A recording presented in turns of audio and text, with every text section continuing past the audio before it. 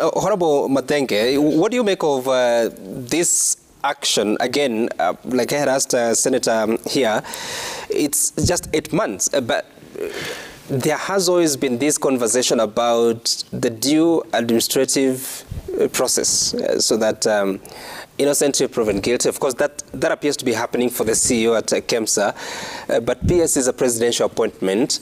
Previously, you've seen it remains an allegation up until someone is taken to court, and on that point, they are relieved of their duties and they pursue their matters in court. This one has just been terminated. What do we want as Kenyans? Mm-hmm. At one time, I remember President Uhuru asking on national TV on the issue of corruption, what do you want me to do? Mm-hmm. You want me to parade people on at Uhuru Park before a firing squad on account of accusations? Now, the president has acted decisively, most importantly, at a point where the country has not lost any coin. This was a scandal in the making. This action has prevented this country from losing. Now, there are always two levels in government. There are positions that are appointive, where the appointing authority is the president. And that is where you people and us Kenyans talk about the political will. Mm-hmm. A lot of times in the media we have spoken about this government and whether this government can fight corruption. The president has been very decisive in his actions on KEMSA.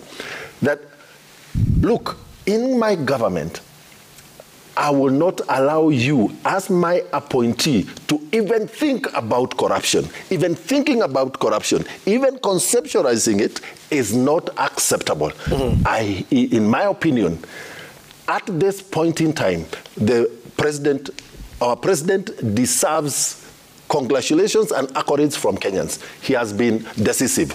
In similar circumstances, during the previous regime, when we were sure, and it was demonstrated, we had lost money from KEMSA during the COVID.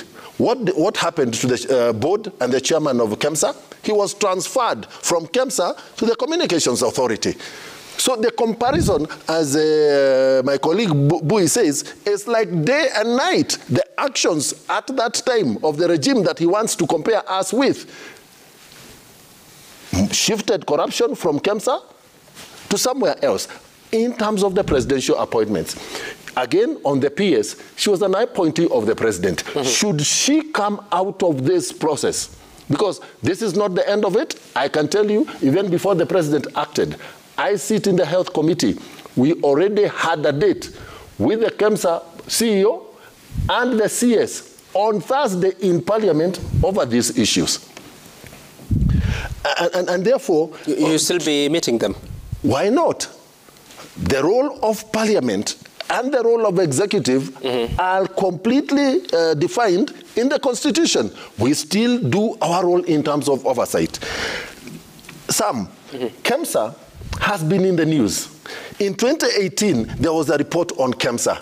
In 2020, there was a report on KEMSA. Currently, the appointment of the new board was under the framework of reforms that were ongoing in KEMSA as a result of the COVID billionaires and millionaires, which had not been resolved.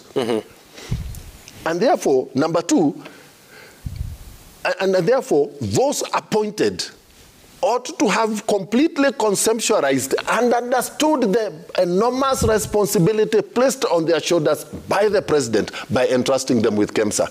KEMSA is so strategic in this country, it has a big bearing on the success of UHC. Because KEMSA has two responsibilities. One, KEMSA can manage to bring down the cost of healthcare products and technologies by leveraging on bulk ordering and the economies of scale. The single biggest cost to healthcare in this country is the cost of medications, cost of diagnostic procedures, cost of equipment. If KEMSA was able to bring together everybody in this country, government, private sector, donors, the region, the East African community, so that everybody uses KEMSA as the supplier of choice, then we would basically cut down the cost of medical products and technologies by up to 40%. If that is passed directly to the consumer, right, you can see the effect. And number two, on UHC, even as we look at the financing model, the biggest elephant in the room has always been the fact that we go to the hospitals, the only thing you seem to be guaranteed is a prescription. But when you go to the pharmacy, the medicines are not there. You go to the diagnostic imaging or x-rays, you cannot get an x-ray. You go to the lab, the reagents are not there. That is the role of KEMSA. Because it was supposed to ensure we have a reliable provision of quality health products.